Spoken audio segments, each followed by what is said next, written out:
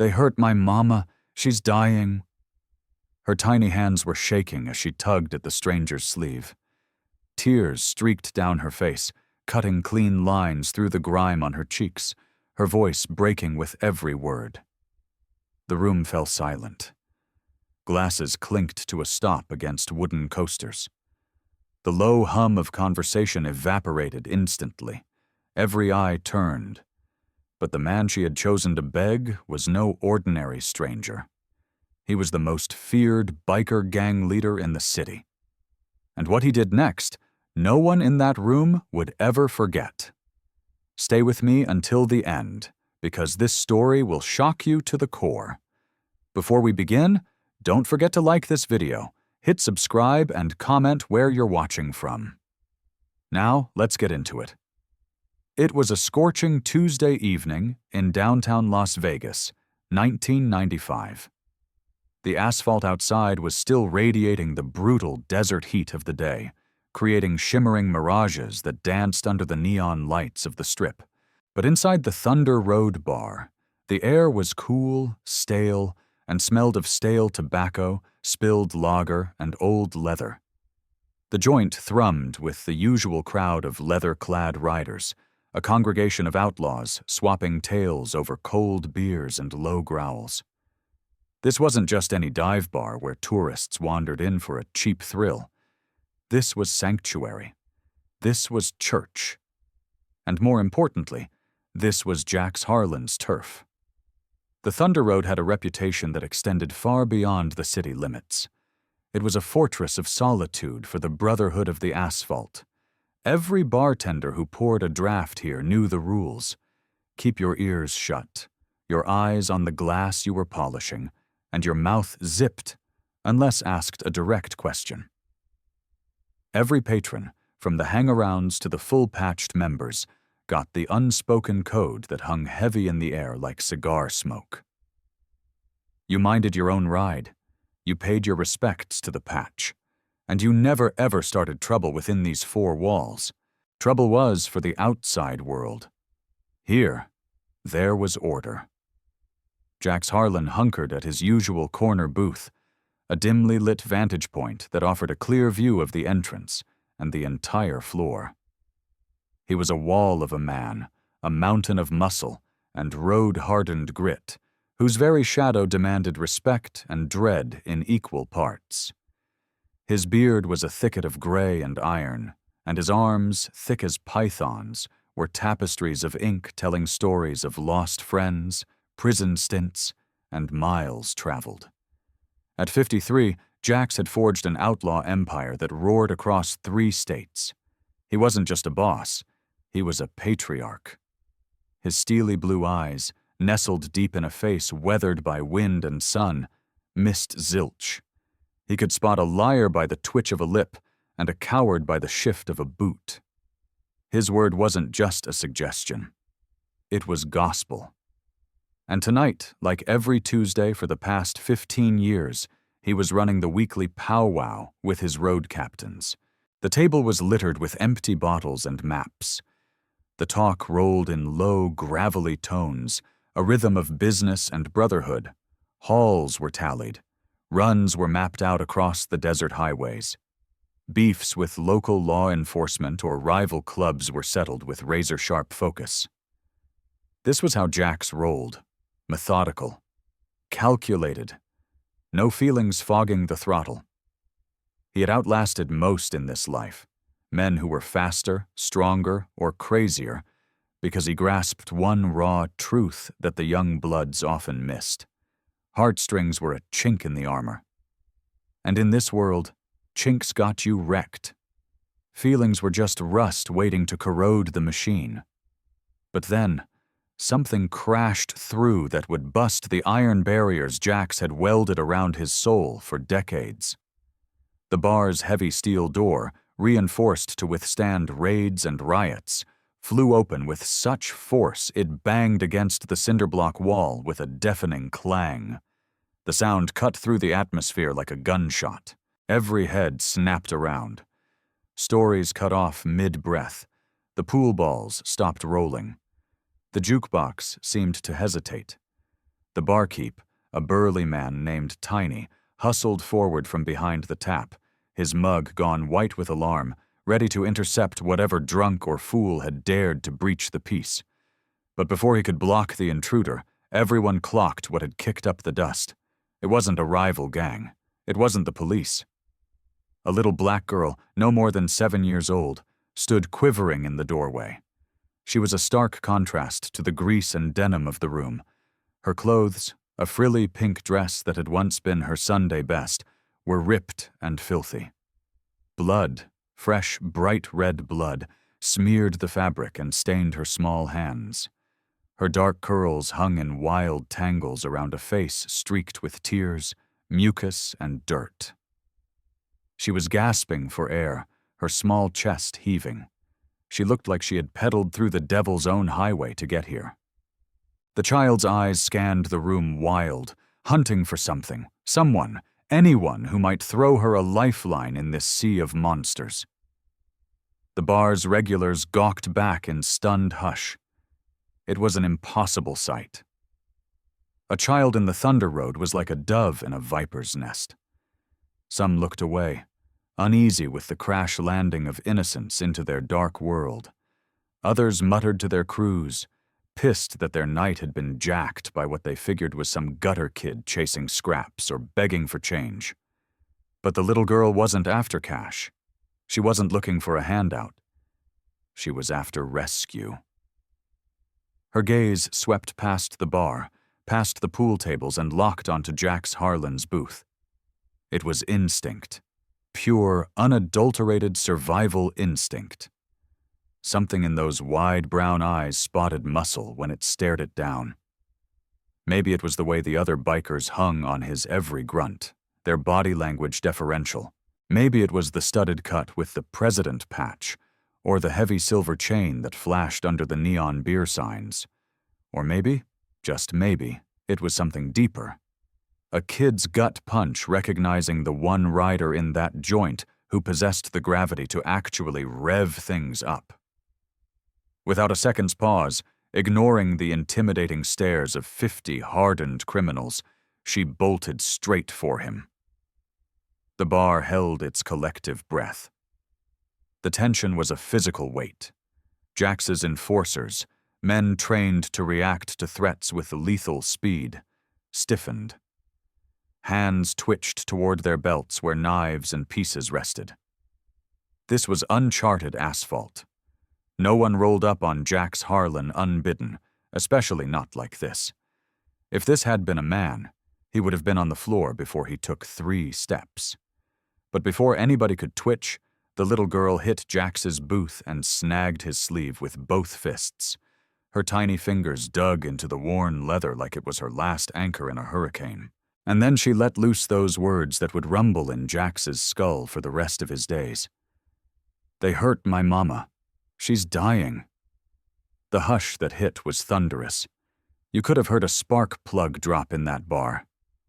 The jukebox seemed to have been unplugged. The air conditioning hum sounded like a jet engine in the silence. Every eye bored into Jax, itching to see how the notorious Road King would handle this off-the-grid curveball. His rep was forged on being untouchable, unyielding, a rider who dealt mercy to nobody. Jax peered down at the child latched onto his arm. He didn't shake her off. He didn't signal his men to remove her. He just looked. Her face tilted up to his, those brown eyes huge with raw need and a flicker of hope that was terrified of being extinguished. In that beat, something revved in the battle-scarred outlaw's chest. An engine that had been cold for a long, long time sputtered to life. You see, Jax Harlan hadn't always been the stone-cold gang lord that Vegas dreaded. He hadn't always been a man of steel and silence.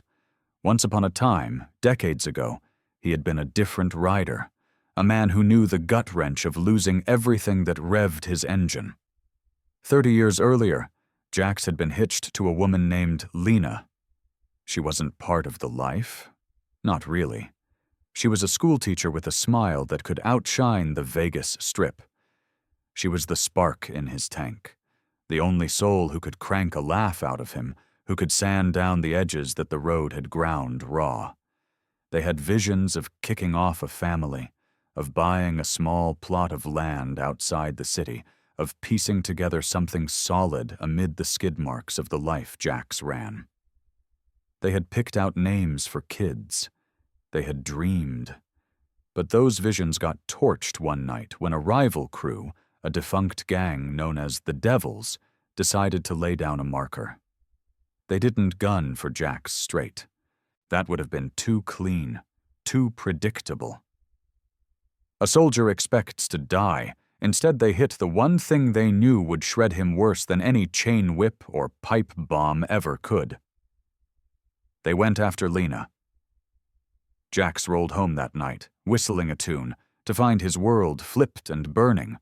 His front door kicked in, the smell of fear, and Lena, his old lady, his horizon, his fuel, all of it vaporized in a flash of senseless violence. The badges poked around, wrote reports, drank their coffee. But it went nowhere. They lobbed questions they knew they'd never chase down because nobody cared about a biker's wife in the 60s. And Jax learned the cruelest mile of his life. In his lane, love was a weak link that any snake with teeth could snap. From that night on, Jax Harlan threw up chain-link fences around his heart that no one could breach. He buried the man who wanted a family along with Lena. He turned savage because savagery kept you rolling. He turned dreaded because dread bought loyalty. And he turned solo because solo meant no one else could get dragged into your wreck. For 3 decades, those fences had held like welded steel. No amount of wheeling, threats, or payoffs had ever coaxed Jax Harlan into mercy when it didn't grease the wheels. He had green-lit runs on brothers who groveled for forgiveness. He had torched chop shops while owners bawled at his boots. He had locked dads in cages while their kids wailed in the stands, turning a deaf ear to the pleas of the weak. But now, staring down at this little girl who hit him square with the ghost of the kids he and Lena had mapped out, those fences started to buckle. The metal groaned. The child's grip clamped tighter on his sleeve, shaking him physically and spiritually. Her voice spilled out in shattered gasps as she tried to spill what had gone down. "Please, mister, please." Through her sobs, Jack started patching together a tale that iced his veins. The little girl's name was Aaliyah. Her mama, Keisha, slung brews at a hole-in-the-wall joint on the South Strip called the Rusty Anchor.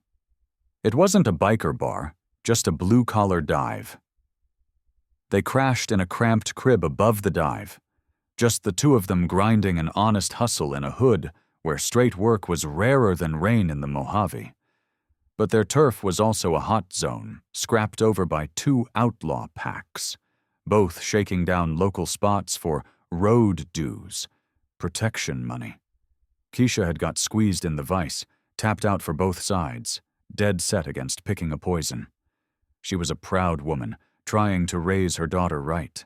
And tonight, that powder keg had blown sky-high into chaos. Aaliyah's words tumbled in a frenzy, chopped by hitches and wails. She painted a picture of terror. How the crew had stormed the joint after last call. How they had barked for cash her mama couldn't cough up because she had used the earnings to pay the electric bill. How it had boiled over when Keisha shielded the scrap they needed for lights and grub. And then Aaliyah dropped something that made even Jax's iron-clad crew shift uneasy in their seats. They stomped her. The riders, grown men, had stomped her mama senseless and ditched her bleeding on the sticky floor of the bar. Aaliyah had hunkered behind the cooler, eyes locked in horror, hand over her mouth to keep from screaming as they trashed the place, smashing everything her mama had patched together with sweat. When they finally peeled out, howling about schooling the strip and teaching lessons, Aaliyah had crawled free. She found her mama barely gasping, a pool of crimson widening around her head. I tried to shake her awake, Aaliyah whispered, her small voice splintering the silence of the Thunder Road. But she won't crack her eyes. There's so much blood. She won't wake up. The bar stayed locked in that freeze frame.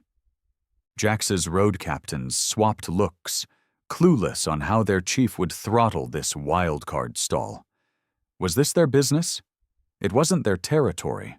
It wasn't their beef. Some of the other patrons had started buzzing low, squirming at the raw drama unspooling in front of them. But Jax Harlan wasn't clocking his rep or his vibe. He wasn't weighing the fallout of diving into what was straight-up pack beef on rival asphalt. For the first time in 30 years, Jax was running on gut over gears. He looked down at Aaliyah. This gutsy little spark had somehow mustered the stones to bust into the meanest bar in Vegas and roll up on the hardest rider in the house. She could have dialed the heat, flagged an ambulance, bolted to kin or corner folks. Instead, she had picked him. A kid's frantic radar had vectored her right to the one cat with the pull and the pipes to actually shift the tide. She saw the monster in the room and decided that was the monster she needed on her side. "What's your name, kiddo?" Jax rumbled. His voice was lower, rougher than usual, but softer than anyone in that joint had ever caught it. "Aaliyah?" She choked out between gulps of air. "Aaliyah Johnson." Jax dipped his chin slow, acknowledging her humanity, then flicked his gaze to his enforcer, Rocco Kane. Rocco was a bull of a man, covered in scars, who had been with Jax since the beginning. "Fire up the hogs," Jax growled low. "Now." Rocco hung fire for a split second. In all his miles riding shotgun for Jax, he had never clocked his chief dropping a call this hot-headed, this raw. Usually there was a council, a vote, a strategy session. "Chief," Rocco started, his voice hesitant, "maybe we ought to think this through. If we cross into the South Strip..." I said, "Fire 'em up." Jax's edge carried just enough bite to remind the whole crew that even in this freak storm, he was still calling the shots. It wasn't a request. It was a command from the throne. As Rocco hustled for the lot, barking orders at the prospects to get the bikes ready, Jax swung back to Aaliyah. With a tenderness that didn't square with his bulk, he dropped to a knee by her stool so they locked eyes dead on. His tank-like build swallowed the tiny girl, but somehow his shadow wrapped around her like a shield instead of a storm. "Aaliyah, I need you to hear me crystal," Jax said, his rumble steady and sure, cutting through her panic. "I'm gonna pull your mama through, I promise you that, but first I need the full rundown on what these lowlifes looked like. You got that in you?" Aaliyah bobbed her head fierce, wiping her nose on her arm. A wave of ease washed over her features at the vow of backup. The monster was on her side. Through her tears, she started sketching the raiders with words. Two dudes, both young, both rocking crimson skull rags. One had a big cut, right here. She traced a line on her own jaw. And the other had a bug, a scorpion, drawn on his neck. She remembered names they had barked at each other. Rico and Marco. Jax's mug went thundercloud as he soaked it in. He didn't need a database. He pegged the profiles on sight. Rico Valdez and Marco Ruiz. They were street-level hammers for the Iron Vipers, a pack that had been nosing into turf that had ridden neutral for over a decade. The Iron Vipers were sloppy, violent, and lacked code. They were infamous for their vicious streak, their itch to grind civilians to make a statement. But what they had pulled tonight was a whole other beast. What they had pulled tonight was personal. It was cowardly.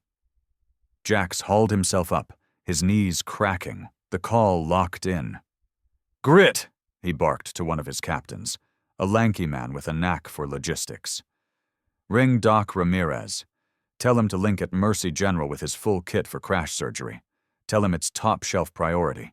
Tell him Jax is calling in the big marker." Grit nodded sharp and yanked his cell phone, already dialing. Doc Ramirez was one of the strip's ace trauma docs, a man who operated on bikers off the books when the law couldn't be involved. He owed Jax his life, and tonight, Jax was collecting. "Spike," Jax pressed, tagging another of his crew, the club's best tracker. "I want you to hunt Rico Valdez and Marco Ruiz. Turn over every rock, every strip club, every crack house. Haul them to the garage on Route 9 breathing. I need a sit-down on their ride etiquette." Spike grinned wolfish, cracking his knuckles. "On it like chrome, Chief." Jax scanned the bar one last sweep, clocking the shell-shocked mugs of his crew and the other drifters. He knew this flash would echo down the miles for years. The night Jax Harlan dropped the hammer of grace. The night the frozen road gang lord let a little girl's fire thaw his core. But he wasn't sweating that noise anymore. All he clocked was the small, trembling hand that slipped into his massive, calloused palm. As Aaliyah peered up at him with pure, unadulterated faith, she asked the question that hung over everything. "Is my mama gonna pull through?" she piped in a whisper. Jax gave her hand a light squeeze, engulfing it completely. "I'm gonna see to it she does," he swore, and Jax Harlan never tossed oaths he couldn't deliver.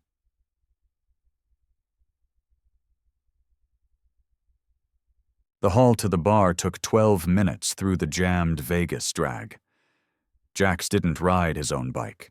He sprawled in the sidecar of his black cruiser, allowing a prospect to ride the bike, with Aaliyah tucked beside him.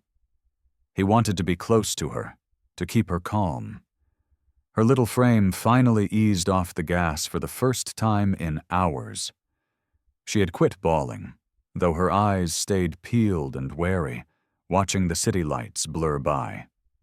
Every few ticks, she'd glance up at Jax like checking his odometer, making sure he was still locked in on the rescue, making sure he hadn't disappeared like a dream. Rocco piloted the lead bike with the finesse of a rider who had dodged Vegas gridlock under fire plenty. He parted the traffic like the Red Sea, his exhaust pipes roaring a warning to anyone in the way. Trailing them, 2 more bikes growled. One packing Doc Ramirez, whom they had picked up en route, and his medgear strapped to the sissy bar. The other loaded with Jax's tightest wheelmen. As they rolled up to the joint, the rusty anchor, Jax clocked the carnage right off. It was bad. The front glass was spiderwebbed, a jagged hole in the center where a stool had been thrown through. Bottles and stools lay busted across the parking lot, their shards glinting like diamonds under the sodium streetlights. The faded sign that had once hawked Keisha's brews dangled bent and beat, creaking in the hot wind. Jax's focus zeroed on the wreck inside. Aaliyah's grip visied Jax's knuckles as they dismounted. The hot night air hauled the stink of spilled ale, urine, and shattered hopes. "Stay close," Jax murmured. Through the busted entrance, they spotted a shape sprawled still on the floor amid toppled kegs and splintered tables. Keisha Johnson lay twisted behind the bar. Her dark braids splayed across the scarred wood, like spilled midnight. Blood pooled under her skull, dark and thick, and her breaths hitched shallow and ragged. Jax had eyeballed enough brawls in his lifetime to know she was burning rubber fast. She was fading. "Doc!" Jax barked. Ramirez blew past them, his kit already cracked open. He dropped beside Keisha, his road-worn hands flying to gauge her damage with the precision of a surgeon and the urgency of a combat medic. "Nasty skull crack," he grumbled, thumbing her vein, checking pupil dilation. "Pulse is thready, likely gut bleed. We got a roller now. If we wait for the meat wagon, she's gone." Jax tracked the doc's hustle, but his scan split. Aaliyah stood iced in the frame, her slight build shuddering as she drank in the ruin of all she knew. Her crash pad, her mama's blood and sweat legacy, all of it junked around them. It was too much for a 7-year-old soul to carry. "Aaliyah, hear me out," Jax said, squatting to level her gaze, blocking her view of the blood. "The doc's gonna patch your mama, but I need you to hold tough for her, dig? You gotta be her anchor right now." The little girl dipped her chin, though tears kept carving tracks down her cheeks. "Will she clock me when she comes to?" she asked, her voice barely audible. The jab landed on Jax fiercer than any chain ever swung. He flashed on Lena. He remembered asking the doctor the same thing 30 years ago. "Will she know me?" "She'll clock you," he locked in, forcing certainty into his voice. "And she'll be busting buttons over how you held the line tonight. You saved her, Aaliyah. You did this." As the medics, Doc and two of the bikers trained in first aid, strapped Keisha to a makeshift gurney, Jax's burner phone buzzed against his chest. He flipped it open. Spike's bark came through crisp and clipped. "Chief, we pinned them. Rico and Marco. They were at a strip club on Fremont, tossing cash around and crowing about their score tonight like they were kings." "They breathing?" Jax asked, his voice devoid of emotion. "Barely. We had to persuade them to leave. They're chained in the garage." Jax's jaw went granite. The fury that had idled under his guard dog drive started to redline. These weren't just stray punks anymore. They were the riders who had drag raced a 7-year-old through purgatory. They were the spark behind Keisha Johnson maybe never seeing another dawn. "Solid," Jax shot back, his drawl lethal even. "I'll swing by after I bunk us Aaliyah down." The run to the hospital blurred in a roar of klaxons and Aaliyah's murmured pleas. Jax caught himself gripping the little girl's hand as she murmured to her knocked-out mama, spilling about the solid dude who was going to yank them clear, vowing to toe the line if she'd just fire up. At the ER, Doc Ramirez vanished into the OR, shouting orders at the nurses who knew better than to question him when he was with Jax Harlan. Jax pulled strings. He made calls to hospital administrators he had leverage over. Aaliyah would hole up in a VIP room next to her mama's, 24/7 watchdogs, top-shelf kid docs on tap. Cash was no break when it came to locking this spark down. Jax paid in cash, a thick roll of bills on the counter that silenced any questions about insurance. But as Jax eased Aaliyah under the crisp sheets of the hospital bed, he knew his night was still geared high. The adrenaline was fading for the girl, replaced by exhaustion. The little girl had finally conked out clutching a plush hog, a stuffed motorcycle toy one of the staff had scrounged up for her, burnout finally claiming her pint-sized frame. She looked so chill, so pure, so worlds away from the shattered kid who had tumbled into his bar hours back. Jax watched her sleep for a moment, a strange tightness in his throat. He brushed a stray curl from her forehead. "Sleep tight, little spark," he whispered.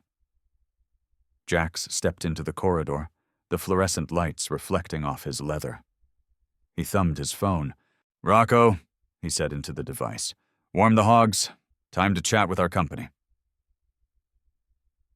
The garage on Route 9 was one of Jax's quieter hides. It was an old mechanic's shop, abandoned years ago, situated miles from the strip in the deep desert. No nosy marks to catch the echoes, no panes for glow to leak, just beefy concrete slabs and the brand of seclusion that let heavy talks breathe. Rico Valdez and Marco Ruiz slouched roped to heavy steel stools smack in the void of the main bay. Their earlier strut was swapped for the bone-deep chill that hits when you clock your luck's gone from sour to apocalypse. They were battered. Spike hadn't been gentle, but they were conscious. Both cats were green, maybe mid-20s, with the cocky lean that comes from figuring brutality makes you bulletproof. They were about to eat crow on how busted that theory was. Jax strode into the bay deliberate, his boots thumping the hush of the concrete. He had swapped his bar threads for blacked-out tactical gear, but his aura packed the space just as tight. Trailing him, Rocco and Grit planted themselves by the roll-up door, arms crossed, silent sentinels. "Boys," Jax drawled, his tone casual, like he was discussing the weather. Word is you clocked a full shift tonight. Rico, the one with the slash on his jaw, tried to hold his grit. He spat blood onto the floor. Listen, dude, whatever this beef's about, we can grease it. You know the drill in our lane. Iron Vipers pay their debts.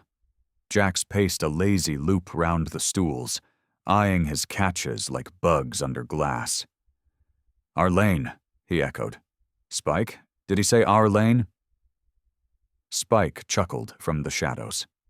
I did, boss. Jax stopped in front of Rico. Spill it, Rico. What lane you figure clubbing comatose mamas in front of their kids rides in? Is that the Viper lane? Beating women? The blood fled Rico's face. Marco, the one with the scorpion ink, started to glisten sweat. They were piecing it together. This wasn't a turf war. This wasn't about drugs or guns. The lady was stiffing us, Marco stuttered, his voice cracking. She owed road dues. We had to drop a lesson. It's business. Jax halted his prowl. The air in the bay seemed to plunge 10 degrees. Lesson? He spat the word like gravel. What lesson you reckon you dropped traumatizing a 7-year-old spark? Neither dude piped. They couldn't. 'Cause no line would drag 'em clear now. Jax fished into his vest and tugged a snapshot. It was a doodle Aaliyah had scratched while cooling heels at the ER, waiting for news on her mom. A marker sketch of her mama ringed by bruise, smiling, a son in the corner. The kid had pressed it on him, begging him to stash it till her mama could eyeball it. This is Aaliyah Johnson, Jax said, flashing the paper in front of their faces. 7 years old, wild for fireflies and root beer floats, dreams of slinging books so she can spark other kids to crack pages. Tonight, she eyeballed 2 grown writers stomp her mama senseless over $67. He parked the sketch on a workbench where both could gawk it. $67, he looped, letting the number hang in the air. That's what Keisha Johnson had in her till, scrap to gas the next grocery run, and you two figured it was worth drag racing a kid through nightmare fuel to snag it. Rico made one last Hail Mary haggle. Yo, Mr. Harlan, we didn't clock the kid was there. If we'd known? If you had known what? Jax's rumble sliced the dodge like barbed wire. If you'd known you'd have swung on her too? Locked down no snitches to your big wind tail? A lone mama grinding square in the grind? Jax ambled to the bench where his crew had laid out odds and ends. Not blades exactly, but tools that could turn mighty convincing in steady grips. Wrenches, pliers, a blowtorch. He snagged a hefty set of vice grips, thumbing their bite, musing. Here's the play, he said, his drawl staying casual despite the kill switch flickering under his eyes. You're gonna cough every dime your pissant packs raked from shaking down bar owners in Keisha's hood. Every buck, every penny. And then you're gonna map how we pump it back to the folks you've been leeching pale. Marco's pipe cracked as he spilled. We ain't wired that high. We don't hold the cash. The take rolls up the chain. We just haul. We give it to Slade. Jax nodded like he'd called that bluff. Then sounds like I got a jaw with your shot caller, too. What's his tag? Slade Moreno, Rico muttered, defeated. But you can't clip him. He's plugged in. He's got backup. Jax cracked a grin at that, though it held zero heat. It was the smile of a shark. Backup? He mulled. You mean like the backup you slung Keisha Johnson? The flavor that packs comatose mamas and shell-shocked kids? He racked the grips and palmed his burner instead. Rocco, line up a confab with this Slade Moreno tonight. If it sticks, let him know Jax Harlan wants to chew on his crew's hospitality code. As Rocco dialed, Jax wheeled back to his marks. See, boys, I've logged serious miles in this game. I've stacked my beefs, claimed my stretches, chased my tabs. But even riders like us got boundaries we don't scorch. And tonight, you torched every damn one.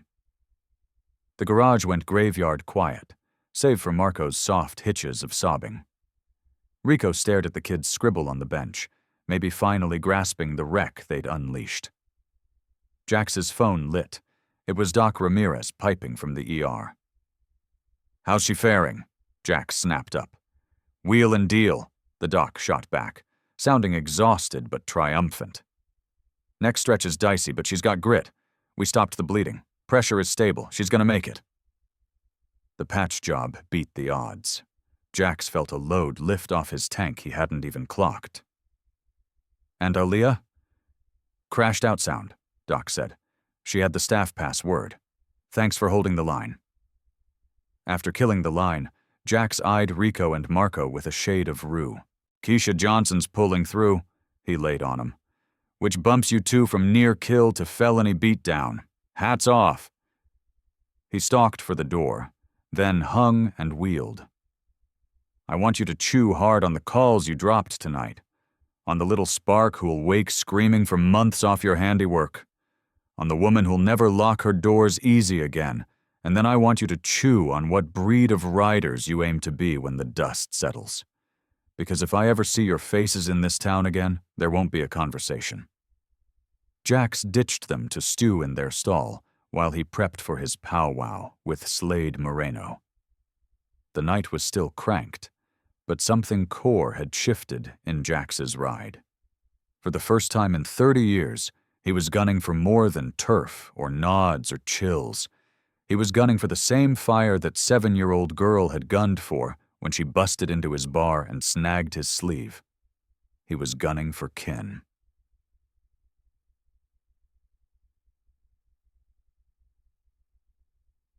The sit-down with Slade Moreno was locked at 2 a.m. at a shuttered bike yard on the warehouse edge of town. It was neutral ground, or as close to it as they could get. Jax pulled up with Rocco and 3 more wheelmen, their black cruisers slicing the dead drags like ghosts under the buzzing lamps. The air hung heavy with crankcase fumes and corrosion.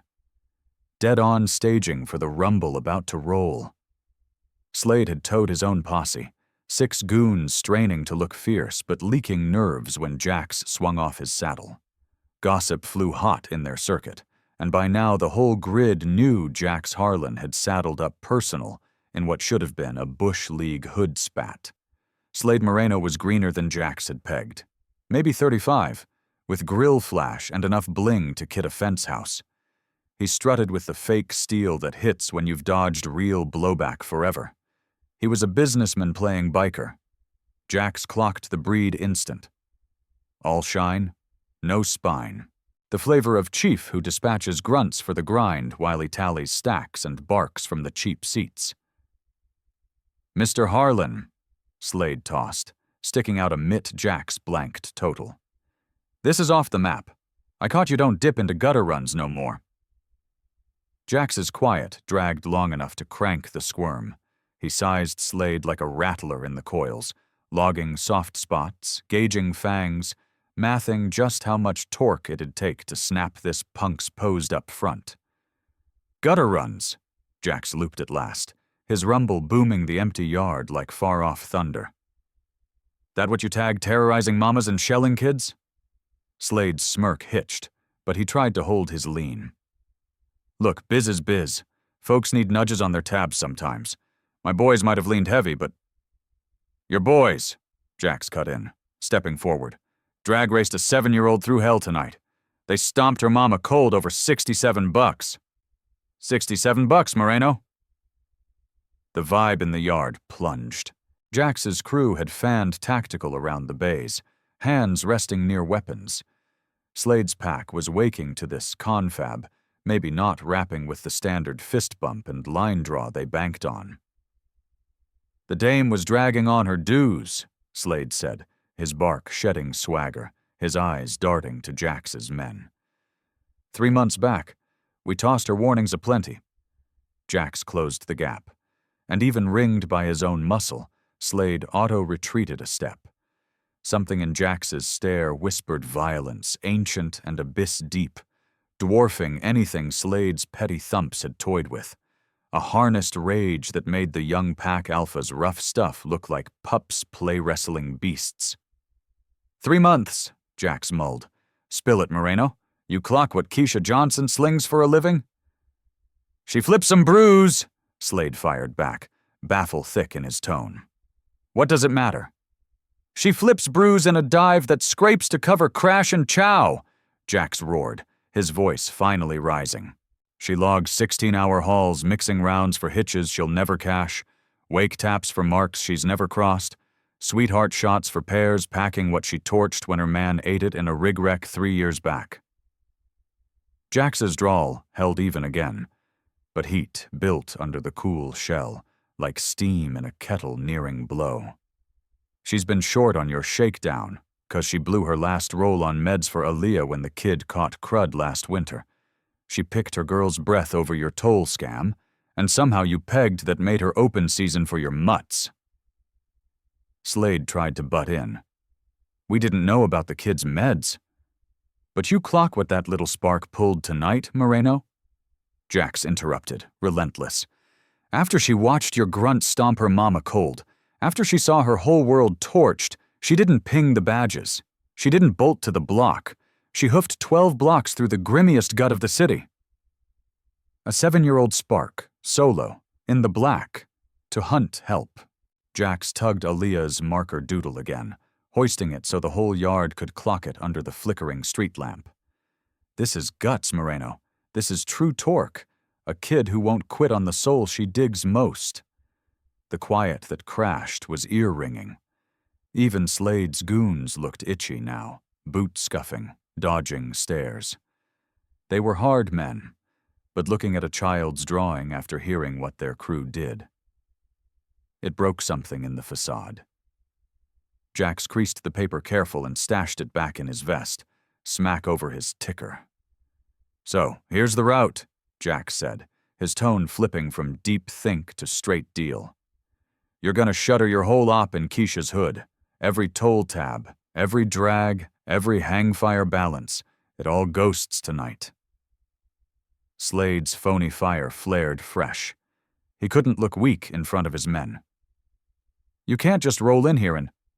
I'm still talking, Jax said low, and the kid's yap clamped shut. You're gonna scrape every dime you vacuumed from that hood the last year, and you're gonna pipe it back to every bar cat, every crash crew, every mark you've drained bone dry. That's a no-go, Slade shouted. We ain't sitting on that stack. That's 50 large. And even if we were, then dig it up, Jax shot. Flip your rides, your flash, your grandma's silver, whatever. Jack your own pushers for all I care, but those folks are cashing back. Jax prowled closer till he loomed dead in Slade's grill, near enough the kid had to crane his neck to hold Jax's lock. And if I catch wind of any of your mutts cruising within 10 blocks of Keisha's dive ever again, if one of your strays so much as spits on her turf, I'll personally school you on the blowback your folks should have hammered home way back. I will erase you, Slade. Not your club. You. Slade swallowed hard. He looked at his men. They looked at the ground. He looked at Jax's crew, standing like statues of judgment. Fine, Slade whispered. We're out. Smart play, Jax said. He turned his back on them, the ultimate sign of disrespect and confidence, and walked back to his bike. 6 months down the line, the Las Vegas sun was shining a little brighter on the South Strip. Keisha Johnson stood behind the bar of her rebuilt joint, wiping down the gleaming new mahogany counter. The place looked better than ever. New glass, new stools, a fresh coat of paint. But the best view wasn't inside. She peered through fresh-tinted glass as her daughter Aaliyah romped in the back lot Jax had graveled for her, chasing a stray puppy. The iron vipers had ghosted the hood total. True to Jax's word, they had vanished like smoke. Their old runs were now under the low-key watch of riders who knew the gap between muscle and menace, Jax's crew. They didn't ask for money. They just drank their beers, tipped well, and kept the peace. Jax still swung by every Tuesday, not as the dreaded road lord of Vegas, but as the rider who had let a little girl's spark bust open his chest. The bell above the door jingled. Keisha looked up and smiled as Jax walked in. He looked different these days. The lines in his face were still there, but the eyes weren't so cold. "Afternoon, Keisha," he rumbled, taking his spot at the corner stool. "Jax," she nodded, pouring him a fresh joe without him asking. "How's the road?" "Dusty," he said, taking a sip. The back door flew open and Aaliyah sprinted in, clutching a sheaf of papers. "Jax," she squealed, forgetting all decorum. She scrambled up onto the stool next to him. Jax, the man who made grown men tremble, turned to her with a genuine grin. "What you got for me today, Spark?" Aaliyah flashed him her latest scribbles, drawings of motorcycles, of the bar, of Jax with a cape, which he stubbornly denied wearing. For a few golden ticks, the three of them would kick back like the kin none of them had bet on. The city buzzed about the night Jax Harlan hauled a kid from the fire and reclaimed his spark. The legend of the Thunder Road rescue grew with every retelling. But Aaliyah held the real drop the grown-ups had whiffed clean. She hadn't yanked her mama clear by hunting the meanest rider in Vegas. She hadn't saved the day by finding a weapon. She had yanked him clear by proving even the toughest core could throttle love over lockdown. She had reminded a king that he was also a man. Sometimes the tiniest grips pack the biggest pull to flip the script. Thanks for watching, and remember to subscribe for more incredible true stories that prove humanity still exists in the darkest places.